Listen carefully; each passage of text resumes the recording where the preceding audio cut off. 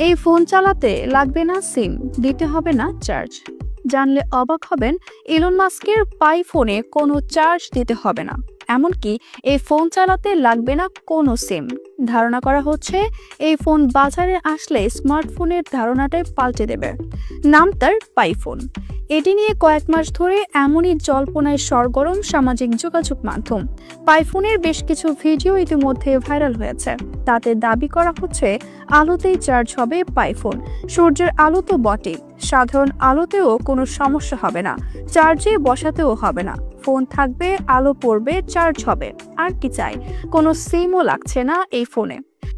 Elon মাস্কের স্টারলিংকের সঙ্গে সরাসরি যুক্ত থাকবে পাইফোন। সোজা কথাই স্যাটেলাইটে চলবে।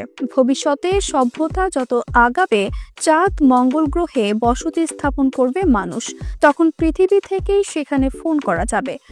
ফোন করা বা ছবি তোলার জন্য কিপ্যাডও টিপতে হবে না, শুধু ভাবলেই হবে অমুককে ফোন করব।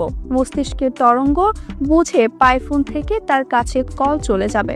ভাবা যায় এখানেই শেষ নয়, এই ফোন দিয়ে টেসলার স্বয়ংক্রিয় গাড়িও চালাতে পারবেন ইউজাররা।